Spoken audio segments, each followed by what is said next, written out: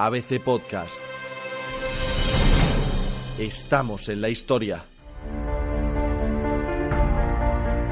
El 4 de abril de 1741, a bordo de la Galicia, nave capitana de la defensa española de Cartagena de Indias, el virrey Sebastián de Eslava y el teniente general de Marina Blas de Lezo dirimen cara a cara sus diferencias sobre el mejor modo de contener el ambicioso ataque inglés, comandado por Edward Vernon. Es un momento clave. El virrey Eslava tratará durante años de demostrar que Blas de Lezo actuó con cobardía en los días de la batalla que estaba a punto de estallar. Por el momento, ambos debaten sin saber que una bala de cañón alcanzará el camarote de la Galicia en plena discusión. Excelencia, si vamos a abandonar los fuertes de Boca Chica, debemos preparar una evacuación de emergencia, o los ingleses nos cortarán el paso y perderemos en el repliegue muchos hombres necesarios para guardar la plaza. Hay que hacerlo. Lo que hay que hacer es combatir hasta el final en cada posición. ¿El teniente general de Marina tiene aprehensión a las fuerzas de Vernon? Lo que tengo es una pierna, un ojo y un brazo que demuestran lo contrario. Eduardo Vernon y yo nos vimos las caras el año pasado. Eso fue antes de su llegada, Excelencia. Y no hizo falta la presencia de un virrey en Cartagena para que el inglés aprendiera una lección difícil de olvidar. Pues ha olvidado la lección, porque aquí está otra vez, a las puertas de la bahía. Escúcheme, por una vez, como si fuera otro oficial quien llama su atención. Olvídese de nuestras cuitas. Están entrando. No quiero abandonar a mis hombres por una imprevisión. Hagamos las cosas como Dios manda. Es importante que no nos corten la línea de evacuación si vamos a abandonar la entrada a la bahía. ¿Tanta precaución no será cobardía? Ya ofende. Excelencia, su reiteración en mí.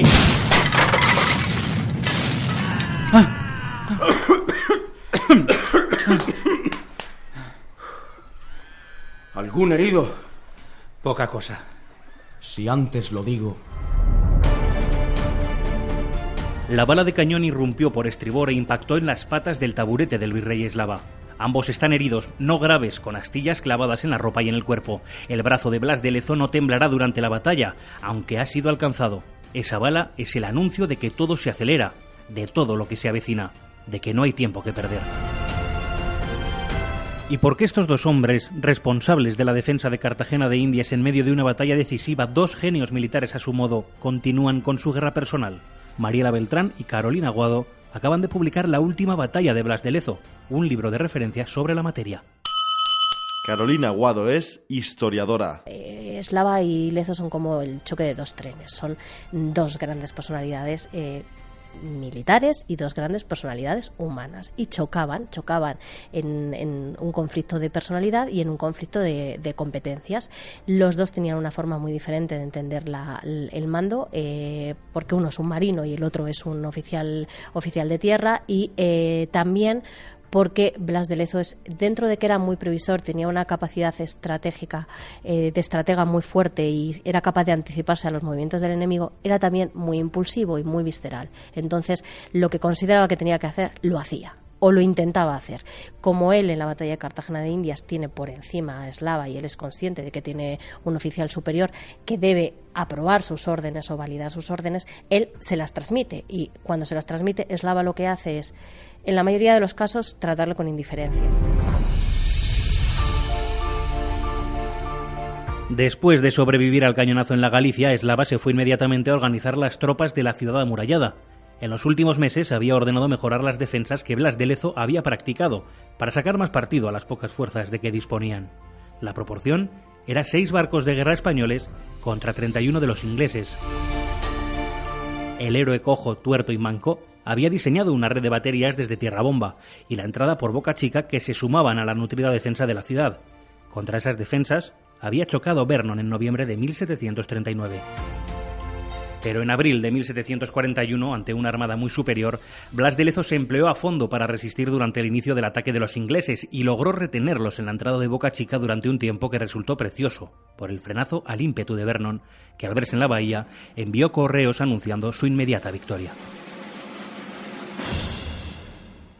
Como es sabido, el correo llegó a Londres con la feliz noticia y ya se sabe que acuñaron medallas y monedas de homenaje. sin saber que mientras las fundían, la victoria se había mutado en una gran derrota por el valor del medio hombre. En realidad, con estas medallas es con las que surge el mito de Blas de Lezo. Ese mito de Blas de Lezo lo crean los ingleses y lo crean precisamente porque acuñaron unas medallas donde conmemoraban una victoria que nunca se había producido.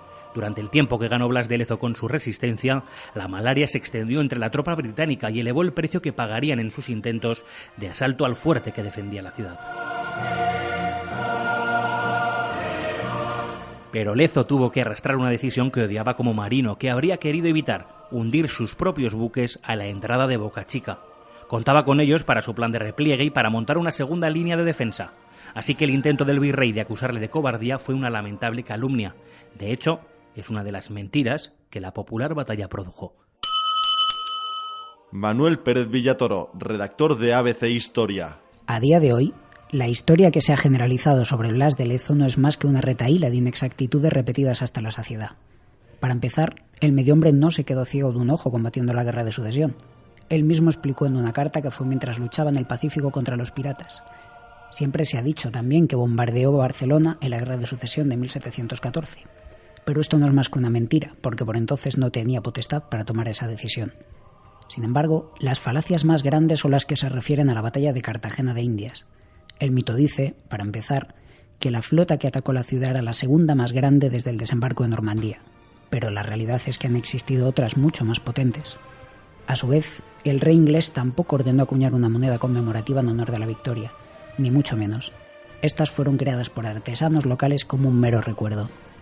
También se ha dicho que Lezo viajó hasta Cartagena de Indias porque era el mejor militar de España, su arma secreta, pero fue enviado allí realmente porque causaba muchas molestias en la corte. Para terminar, se le suele atribuir la victoria en solitario, pero la realidad es que Sebastián de Eslava fue también determinante y ordenó excavar las trincheras que rodeaban San Felipe de Barajas, las mismas que, según la tradición, hizo el medio hombre.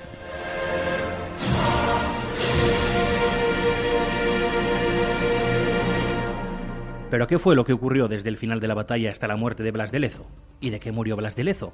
No desde luego a causa de una infección generalizada por las astillas clavadas en su brazo cuando el cañonazo de la Galicia, como se llegó a decir.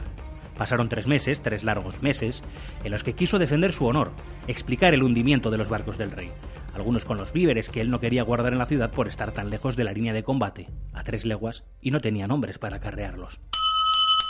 César Cervera, redactor de ABC Historia. Desde el inicio del asedio, Eslava y Lezo honraron las viejas riñas entre la armada y el ejército. Ambos tenían el grado de teniente general, pero el virrey era la máxima autoridad en la plaza y ordenó lealtad total a Lezo. El navarro consideraba que las prevenciones que Lezo estaba tomando eran exageradas, ya que los ingleses, en caso de atacar, elegirían antes La Habana u otras plazas caribeñas. La aparición de los ingleses demostró su error. Más tarde, el navarro defendió que los ingleses lanzarían su ataque principal por la Boquilla, en la parte más oriental de la costa, mientras Lezo insistía en que sería en Boca Chica, donde había reforzado a conciencia a los fuertes y los muros. También en esto acertó el vasco. Si bien los choques entre ambos continuaron durante todo el asedio, no hubo mayor discrepancia que la ocurrida el 10 de abril. Entonces se mandó echar a pique los navíos El Dragón y El Conquistador con el objeto de que sus mástiles bloquearan la entrada del puerto. Según el texto oficial, ambos tenientes generales acordaron que lo mejor era hundir los últimos navíos de la flota española. Lezo, sin embargo, criticaría posteriormente esta decisión y afirmó que con ello el virrey se declaró como el mayor enemigo de la Marina española. La gran victoria tuvo un precio para don Blas. El trabajo incansable y la pobre alimentación y falta de sueño le llevan a enfermar gravemente poco tiempo después. Cartagena era un destino que quería breve, donde cumplió su deber en condiciones muy duras, como él mismo relataba, en una carta de 3 meses antes de la batalla.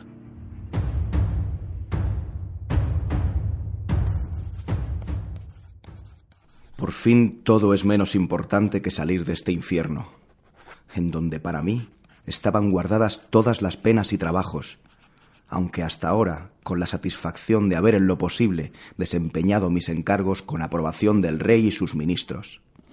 Y si creyera que esta guerra continúa 2 años más, crea vuestra merced que desde hoy pidiera mi licencia para restituirme a España, y si no me la daban, desertaría sin remedio, que no hay vida para semejantes viajes, ni recompensa que sea equivalente.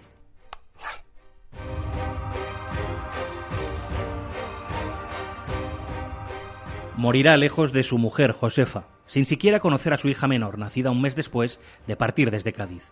Y triste por las acusaciones de contrabando lanzadas por Eslava contra su mayordomo, y más aún por las que tuvo que soportar personalmente de cobardía y mando errático.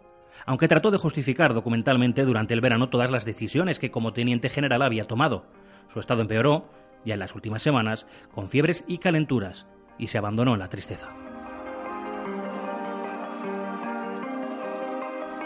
Con 52 años, a las 8 de la mañana del 7 de septiembre de 1741, Blas de Lezo entregó su alma a Dios, y su cuerpo, gastado en 1000 batallas, cojo, tuerto y manco, se rindió en la lejana ciudad colonial. Pero ni después de muerto respetaron su intimidad el virrey y sus hombres. La venganza contra el héroe iba más allá de la muerte. El colombiano Juan Guillermo Martín Rincón es arqueólogo. Eslava encarga que le lleven para revisar los papeles personales de Blas de Lezo. El saqueo se denuncia porque el virrey obvia el hecho mismo de la defunción con el único interés de acceder antes que nadie a los papeles. Se los lleva con el cadáver aún caliente. De este modo, impondrá en la corte su versión sobre lo sucedido. Acabado el inventario de los documentos del teniente general, el virrey los devolvió al secretario, aunque se desconoce si llegó a quedarse con alguno. No se conserva ni un solo escrito de Blas de Lezo posterior al 24 de junio, fecha de la enésima carta de pugna con Eslava sobre su propia jurisdicción como comandante de los galeones. Se supone que sus últimas fuerzas fueron empleadas en su propia defensa, y de hecho el virrey se queja en una carta del 12 de julio de que Blas de Lezo está tratando de crear una corriente contra él. Pero nada de esos meses ha llegado a nosotros. Las autoras de la última batalla de Blas de Lezo han reconstruido hasta donde se puede ese final. Mariela Beltrán es historiadora. Nosotros hemos reconstruido su muerte a partir de los documentos que hablan de colegas suyos que informan de su muerte, ¿no? Lo que tenemos claro es que su muerte fue por una enfermedad, no por las heridas tras el combate, como hay algunas fuentes que se referían a esto, ¿no? Y seguramente la muerte se declara por tabardillo, que era una enfermedad que entonces era similar o igual a lo que es el tifus exectemático ahora, y muere por la enfermedad, prácticamente creemos que solo. Así pues, ¿dónde perdimos a Blas de Lezo? Podríamos decir que durante mucho tiempo en el olvido. El XIX fue el siglo de los nacionalismos. La guerra de la independencia contra los franceses y la pérdida de las últimas colonias en el 98 llevaron a la sociedad española a buscar cobijo en las historias de los viejos héroes de la antigüedad, desde Viriato hasta el propio Blas de Lezo. Pero se cayó en un gran error, exagerar algunas de esas historias. Y eso es lo que pasó con el medio hombre, que sus gestas, ya de por sí heroicas, fueron encumbradas mezclando realidad y mito. Por ello, ahora cuesta tanto separar la verdad de la leyenda. Tras la batalla, evidentemente, perdió sus barcos, perdió sus hombres, perdió todo lo que era su protagonismo. Además, él ya era consciente de que Eslava le estaba formando un juicio, ¿no? Le estaba intentando hacerle un expediente judicial. Entonces, eso le afectó mucho. La memoria del incansable Blas de Lezo también sufrió amputaciones, como su cuerpo en vida. Mucho se conocía mal o no se conocía. Los historiadores tratan de reconstruir esos últimos momentos para hacerle justicia al héroe de Cartagena, libre ya de mitos, en su merecida grandeza y en su singular humanidad. Tanto en España como en América, el cadáver de Blas de Lezo descansa en nuestra memoria.